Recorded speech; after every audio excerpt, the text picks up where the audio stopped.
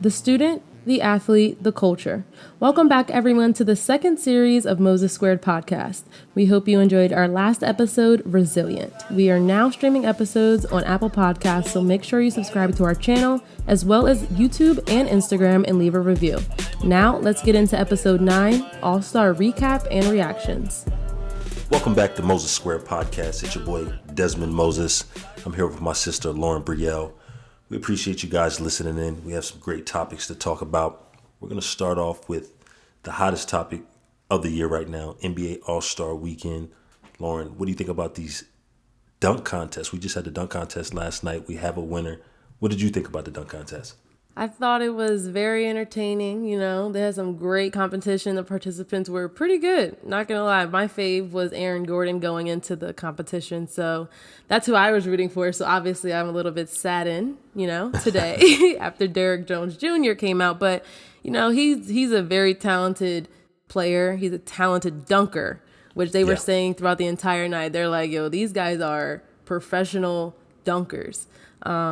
Their explosiveness, speaking on Aaron Gordon and Derrick Jones Jr., their explosiveness is the best that I've seen in the league in a very long time. Obviously you see the LeBrons and you see, Vince Carter, who's still playing, but those two were special. But I don't know, people are saying Aaron Gordon got snubbed for the second time. Well, as I've told you this story a couple of times, but Derrick Jones Jr., I actually got an opportunity in my rookie year, offseason, to judge a dunk contest when this kid was in high school. He was a special talent. Him and a kid named David Beatty, man, these kids were out of Philadelphia, and I go over and judge it, and I'm expecting to see some high school kids dunk. Like this should be, maybe some 360s and a windmill here and there. This kid had that type of explosiveness. He was doing 360s off the side of the glass, windmilled from the free throw line in this competition. So this kid's been doing it for a long time. It's really exciting for me. It makes me feel old to, see these guys come full circle. But it is really awesome to see a young kid out of high school to have the perseverance. We talked about him a little bit over brunch. The kid was an undrafted free agent, so he's made his way into the NBA. He's earned his spot, a roster spot. Now he's in All-Star Weekend, winning the dunk contest, which is a prestigious award won by some of the best. Yeah. So hopefully he continues to grow his game and, match his athleticism with his game, because he could have a very, very long career. Vince Carter, like you said, is still playing that type of just explosiveness, and it's just special, to see a kid be able to leave the ground. Yeah, no, and I can only imagine, like literally and figuratively. Right. But I can only imagine how cool it is, especially for the young players to come in and win such an award like that. But one of the guys who have been in the league for quite a long time is Dwight Howard, who was also in the dunk contest. And Dwight. I know it might just be me, but the little Superman cape, was it? I'm sorry, it's getting old. It's getting old to me. I think his entire I understand he is 34. He is 34 years old. You cannot knock him. You know what? I think it was, I like the idea to pay a tribute back to his old days when he did win the championship. But also the 24 on his chest, to commemorate Kobe being Bryant. I also always love and respect that. Love those gestures, part of the game and why we play it. Yeah. It was a cool thing to see, but, he was no match for these young guns, man. These guys they had the trophy in their eyes. So I'm glad that they had a mix of both. They only had 5 contestants, which we were a little nervous about. We wanted some double digits. We wanted to see, but they brought quality over quantity. For sure. And I think, like you said, talking about Kobe Bryant, that was something that they spoke about early on before, the selections even came out, was that, hey, we're going to do our tributes. They're naming the All-Star Game Award, or I don't know if it's the MVP award or if it's like the winning MVP, award. Yeah. Kobe Bryant, after Kobe Bryant, the teams are going to be wearing 2 and 24. So, awesome. There's going to be tributes, long after this game. So it's really cool for them to just, talk about him, because he was an 18-time All-Star. And, what else can you do? But you know what? The NBA, I think they do a great job of helping the players really do things in large For sure. gestures towards things that are really important to them. And Kobe's one of those things. They haven't limited anything. Even the social movements, the NBA have backed their players, and I can respect that. Especially playing in a league where there's been a battle between the players and the owners, in the front office and things morally, which to me shouldn't be much of an argument. Morally right is morally right, but nonetheless, I just send a big shout out to the NBA for backing those players and doing those things and doing these gestures like this weekend, because it means a lot to not only the players but fans like myself, like you of the NBA, who we've grown on this game, from the people who play this game. We gotten a chance to see men, in particularly Kobe Bryant, grow from a boy to a man. So all of these things help remind myself of what these people stood for, what he stands for still to this day. I mean, he's still not gone to me because his presence is even stronger now And it's than I was everywhere. saying before. Yeah. And before we move to the next topic, we're going to talk about, the All-Star selections. But something that you said stood out to me, which was the fact that the NBA offices, they have more of a camaraderie around, the teams, unlike other professional teams. But trades are a huge thing. It gets sticky. Yeah. It gets tough. Let's talk about it. And this isn't something that we plan to talk about, but I think it's important because obviously NBA trade time just passed and players are moving right before All-Star weekend and right before playoffs. But just talk about, what goes through professional players, professional athletes' heads when they're on the line and they don't know, where they may be going next. Yeah, it's a very tough situation. It's really one that's, for a young man, especially in these guys, a situation, 19, 20, mid-20s. A lot of these guys, it's a difficult situation because it's larger than the game. You're not only leaving your friends, your loved ones, you come to have people in the city that restaurants you love, and just get a comfort level, and just to have it all uprooted. A lot of people will have the mindset of, oh, well, they'll be good. They just got money. Money is not the end all be all. Although it does help in a lot of different spaces in life and transitions in life. But sometimes there's just emotional connection that, and I recall, and I'm thinking a guy like a Derrick Rose who became physically emotional when he was told that he was being traded from Chicago. This is a city he loved. He loved to play for. And it became a business decision that sometimes it's larger than you. I've been in a similar situation, having to leave Green Bay, a city I loved, and it was like, my best friends live down the street, that I used to walk down every single day. I cried, and it's like, it's a real thing. So it's like no amount of money can really fill those spaces, but it's part of being a professional. And a lot of these guys, that's why they have the team around them. They have these agents and families, and hopefully you do have good team members around you, because it takes a village, especially because these kids are still just kids. But some of them, Yeah, but I mean, speaking on that, what do you think about the trade deadline and some of the trades that were made? One in particular was D'Angelo Russell going to play with the Big Cat. A lot of people don't think that's a valuable trade. They don't think that Minnesota has enough. When you look at the competition, it's hard to say they have enough because of the people who are around them. But I think D'Angelo Russell is that spark, especially in the playoffs, who can just turn it on. Yeah. Like 5 games straight, be on. And he kind of not that he reminds me of Damian Lillard, but he has that lion type of spirit in him where he can just like go. It's a chip. And it's really hard for him to be stopped. And a lot of people can play off of him well. Yeah. Especially post players, because everybody is guarding him, trying to figure out what he's going to do. Right. And open slips to the basket. So I mean, it's gonna be a good one. I'm glad to see them together. Yeah. Well, he got a teammate in the Big Cat, Carl Anthony, a guy who did not make the All-Star. So let's just transition to that. What do you think about All-Star selection? Guys who made it and guys who you think should have made it.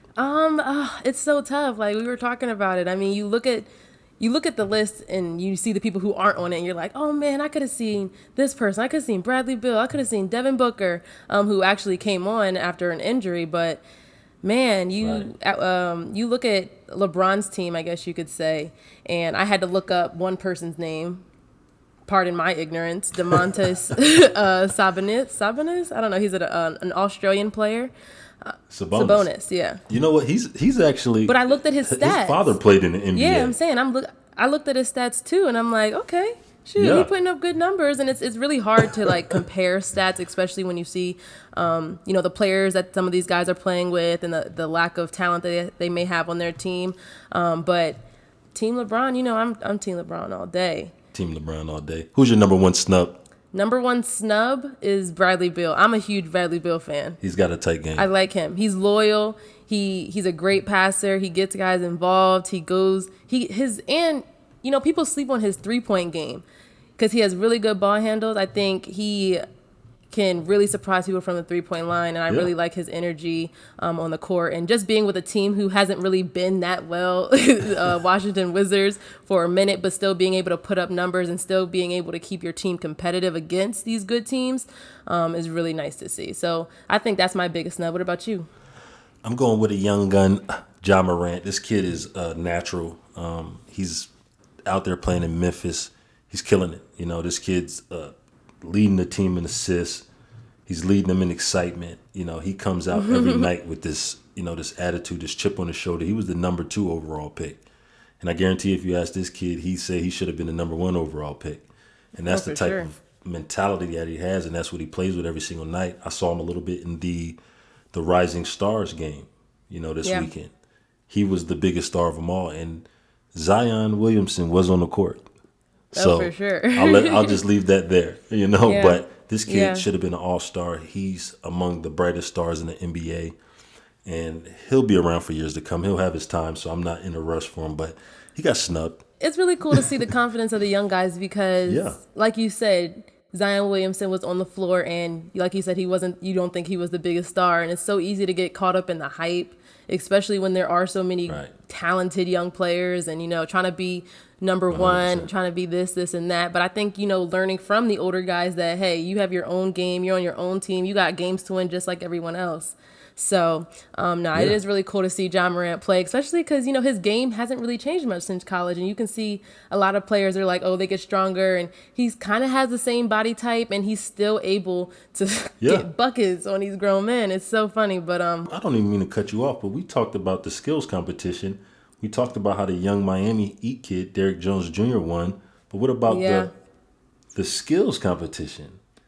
There's another Miami kid, another young Bam Adebayo. Young player, too. Won the skills competition. Very impressive. This is a competition that includes passing and full court dribbling and shooting, as well as laying the ball up, generally won by a point guard, a guard position, shooting guard position, won by a 6'10" big man, another guy from the Miami Heat. So they got a nice young core. What do you think about those guys? I mean, they had a great talent too on that team. I mean, not on the team, but the participants in that competition. Jason Tatum was up there. He didn't do so well. Now you didn't hear that from me, but he didn't do so well in that competition. But like you said, that's a competition all about, the little things. So it's really cool to see Miami, a team that kind of can get overlooked, even though that when you play against them, it's like it's a battle. So, seeing a young guy, underrated guy winning something like that is always cool. But Chris Middleton, I thought he was going to win going into this challenge just because he is that guy who does the little thing. He does the fundamentals in games. I think it goes to show how hungry these guys are. They took pride in it. Hey, you could see the energy level that they all brought. And they were rooting for each other. Even the old vet. I saw Udonis Haslem out there, baseline, chest bumping his guys. And it's like, for a young guy, the culture is so important. To have your OG, the big dog, because he could have been anywhere in the world. He wasn't an all-star, but he was there for his guys, courtside, getting that support, giving them that mental, and it's priceless. So I love it. But going from one OG to the other OG, the LeBron James, his starting lineup in this all-star game, I don't know exactly what Antetokounmpo was doing.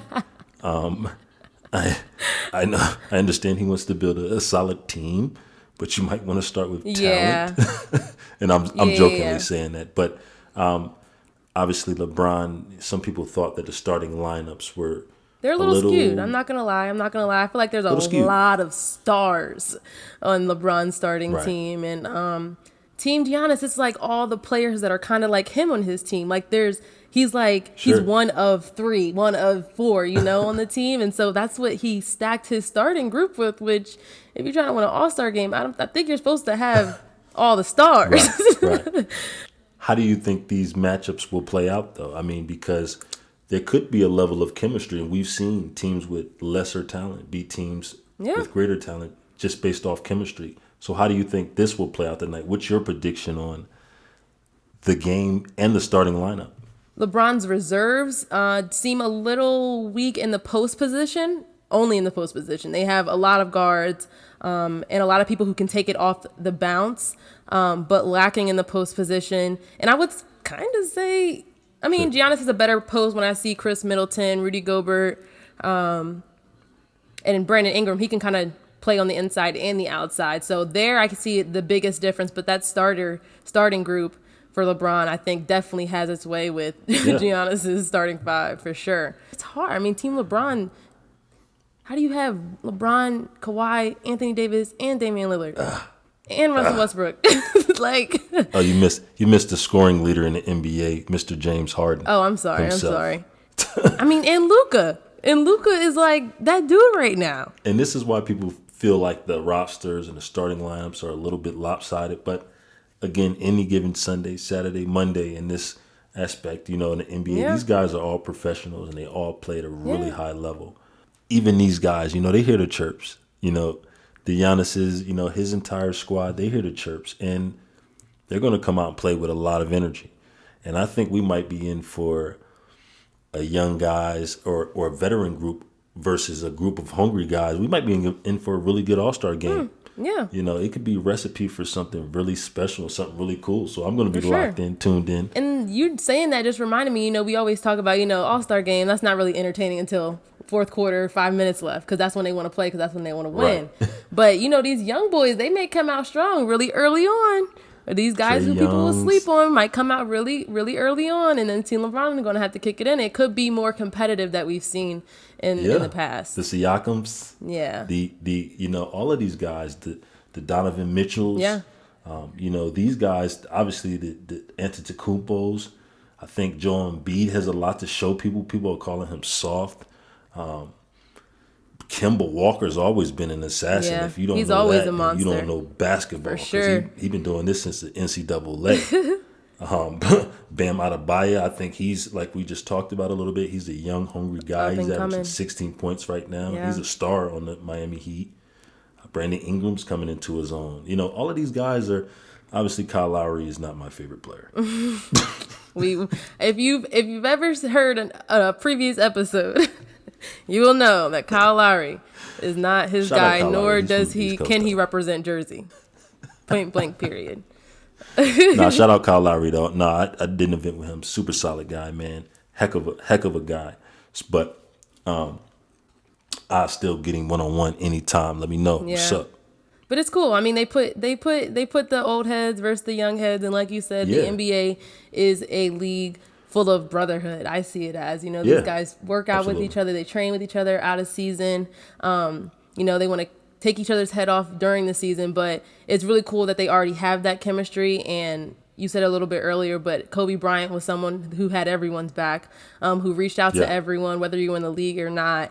And it's going to be cool to see how, his legacy lives on through these young guys who may be mentoring or who may be, working out with these guys in college and just, making that culture and that bond even stronger than what it is, because Kobe was someone who was it's hard to say he was selfless because he was selfish on the court, but he was one of those guys who shared his wisdom and shared his game, Sure. knowledge of the game with everyone. So if more people and more professional athletes can do that, that would be really cool to see, especially with the younger generation who, they live and breathe basketball and want to get to where they are one day.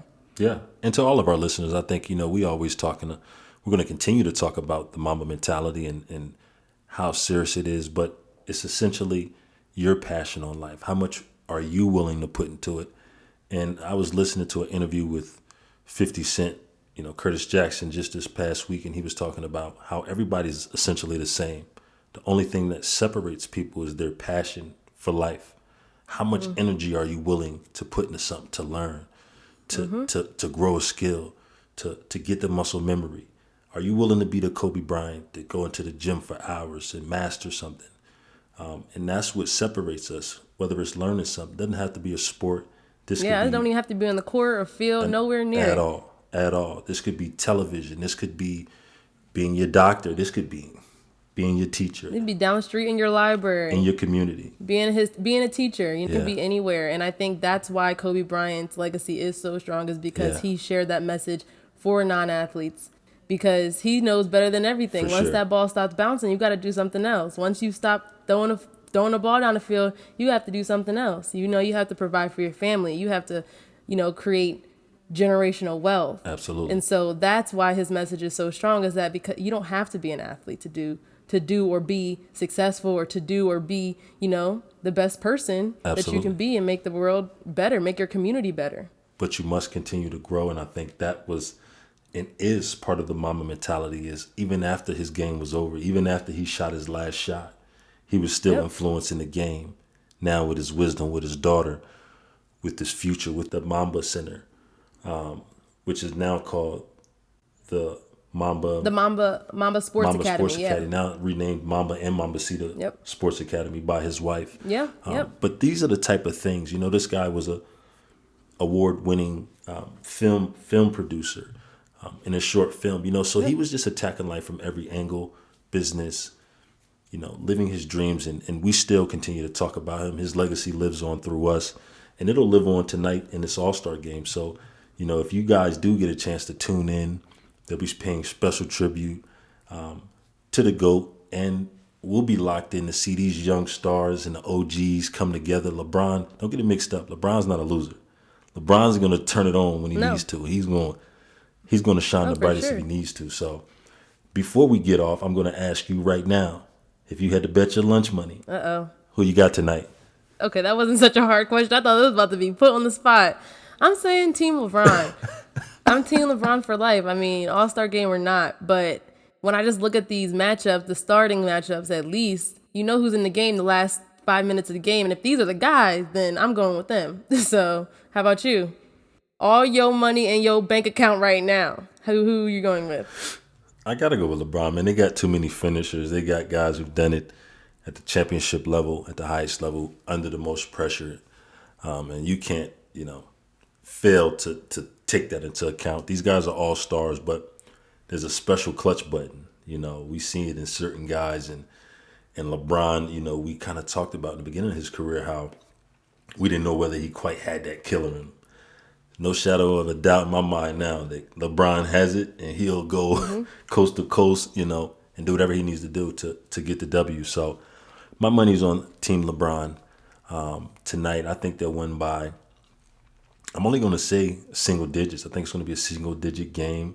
I think the young guys are going to come out fast. I think they're going to have to claw back. Yeah, but same. LeBron and those guys will pull it out. Cool. Well, thank you so much for tuning in to Moses Square Podcast. Make sure you stay tuned for next week's episode. Thanks for listening.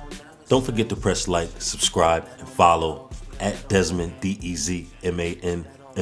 You can follow me on Instagram at Lauren.Brielle with 2 E's at the end, and on Twitter at Lauren_Brielle with 2 E's at the end.